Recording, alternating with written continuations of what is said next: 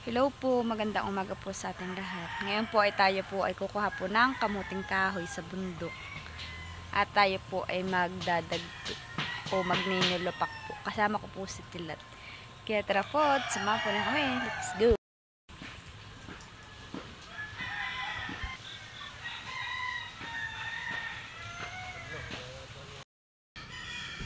At ayan po, si Bibi po ay tulog. Bali kami naman po nga nabipuntang Agos at magtitiba po ng sagin. Si Papa po magbabantay. Kasama ko po ay si Kimpot at saka po si Tilat.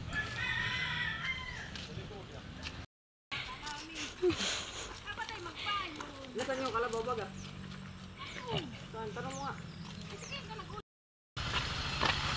Alam niyo nga kalabaw namin eh. Saka dito siya magkakayo doon sa... At ayun nga po, doon na po si Kimpot dumaan at siya po ay mag-uula po nung kanyang kalabaw. Tayo naman po ay dito na dumaan na. Malinis na malinis po ang mga basig. Gawa ng yun po ay nagmamakina na ng palayan.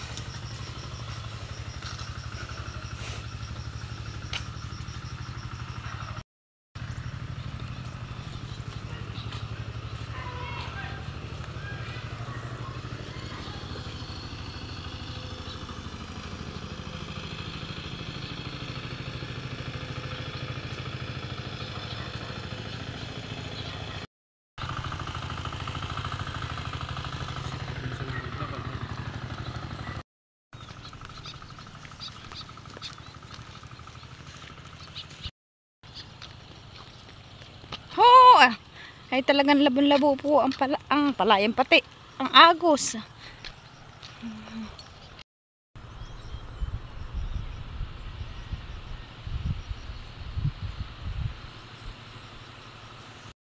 Dito po tayo dadaan sa gilid.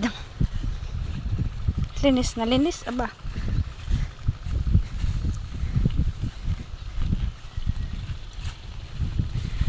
Bale, ayun po pala yung ating binubukad pong palayan na. Sige po. Mamaya pa daw ang pasok na alas 5 hanggang alas 7 ng gabi. Manaso.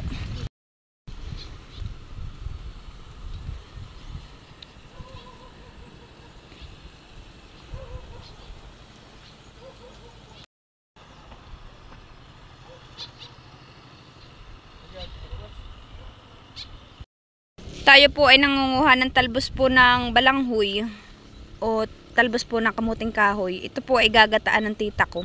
Ipapanguha ko na po siya at wala pa po yung pinsang kong si Kimpot. Kanina po ang mangunguha. Balanghoy. Oo. Bayan po si Tilata. Bilinghoy, balanghoy. Balanghoy. Anong bilonghoy? Sabi po ni Tilata ay bilonghoy daw po. Balanghoy. Kamuting kahoy po. Yan po gagataan ng langis-langis o kaya tsaka po lalagyan ng sili. Sus, maantak. Talaga naman po mapapa-underize ka. Oh, bayo na naglipad na ang tikling. Bayo na po si Kimpot.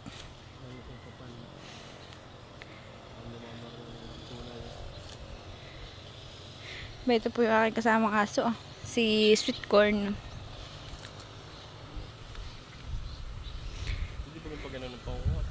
Oo. Kana mama, kay Chang. Bukid din na po. Ito po pala napamakan na po ni na papa. Paspasa naman po din si Tilat panguha po ng talbos ng kamuting kahoy. Masarap po na yung lalaho kay sardinas o kaya po ay daing o kaya po itapa. Nahan! Bun po pala yung titibain pong kamuting. Ay, sagin po pala. Hindi akala ang titibain na mukha mo.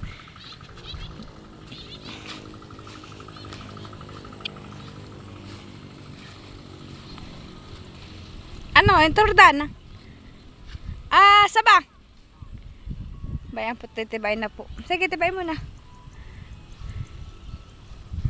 Ba, matabahan eh. Oo, bun Ay, mataba.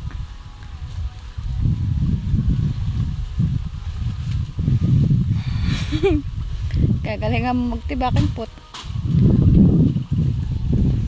Naiulam mo na inyong kalabaw.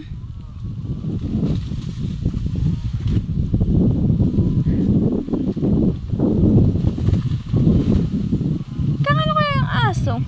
Nililigawan po yung aming asong isang maliit. Ayun naman po yung lalaki din. Pares lang lalaki. Kaya po ay nililigawan sa sweet corn. Ayan na nga po yung nakuha po natin talbos ng kamuting kahoy. Kaya tilat na pong ibinalot sa dahon ng saging para pong kanin. Alam po ba ganin nyo dito po sa dahon ng saging ay masarap pong ibabalit yung kanin. Tapos may ulam na tuyo o kaya po ay daing. Masarap nga po para pong suman. Pag po napuntang bundok ay diyan po binabalot yung kanin ay masarap po. Saka kakain po sa tabing sapa. Uy, igi.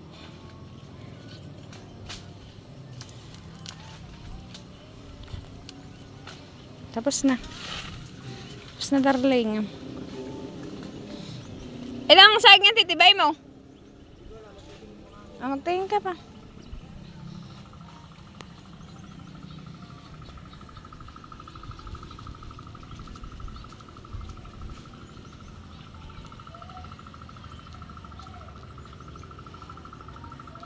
Isda daw pa, kuya.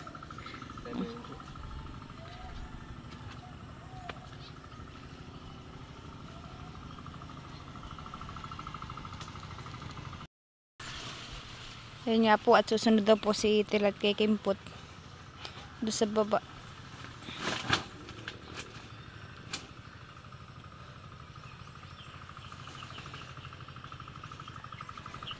Bakit? Mabalik ka na.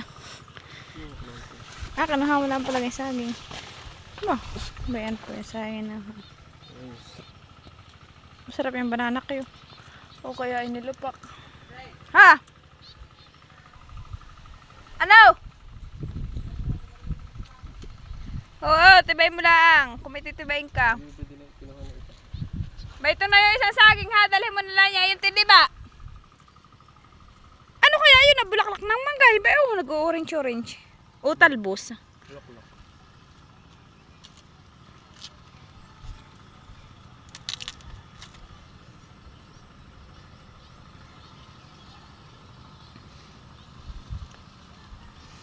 Ayun na si Oreo.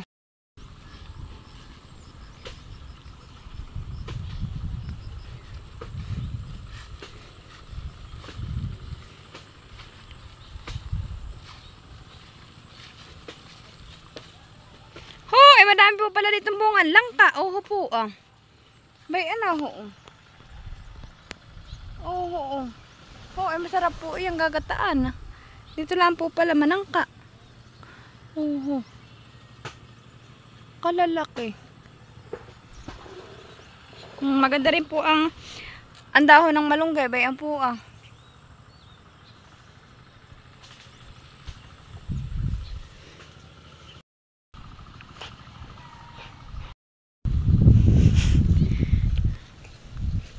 Nakailang tayo, nakatatlo.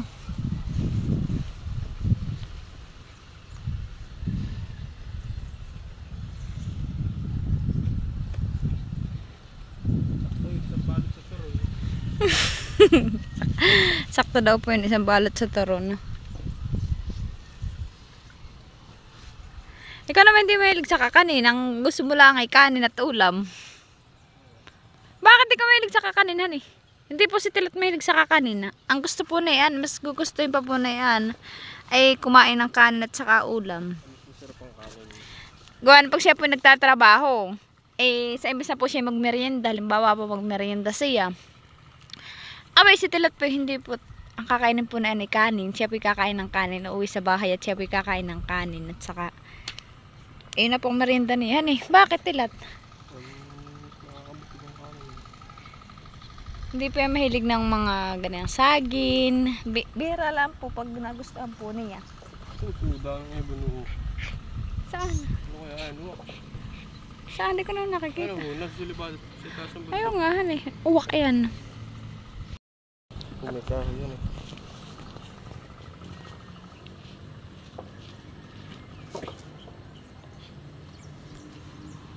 Kimpot! Ayun nga po, tayo po'y pauwi na.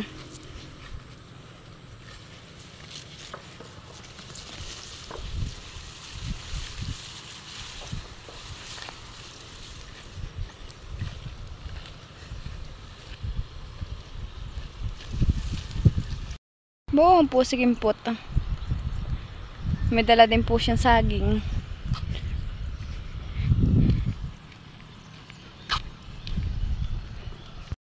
Ba, ito po ako may dala din saging. Ito po tira lang ng mga daga.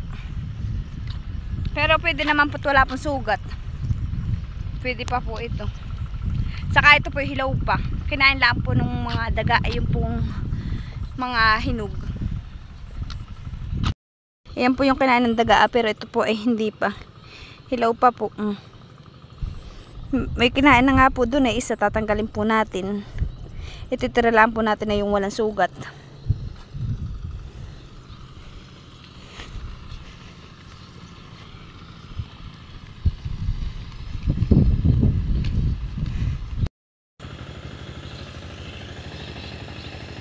Oh, parang mahirap makinahin ha, walang tubig yata.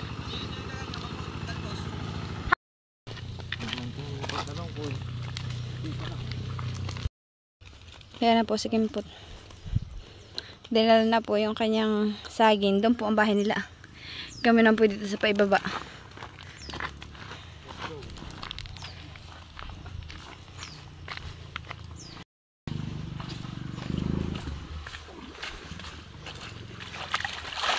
Oh, napakalamig ng tubig ah.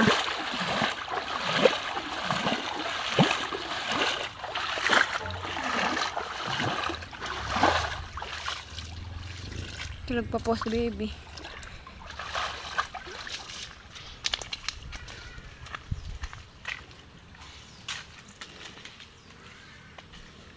Oh, ginhawa.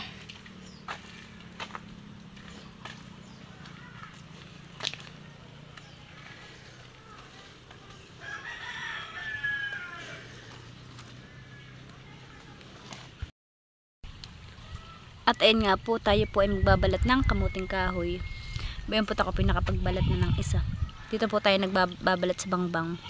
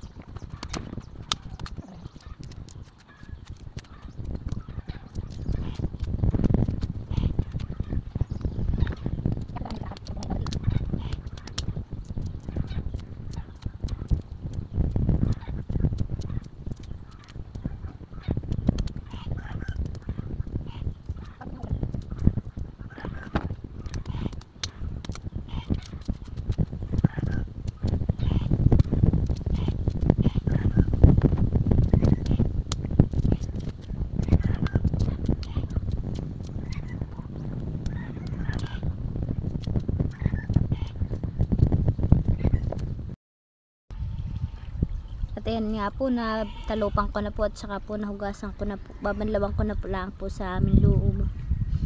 Lalaga na po natin yan.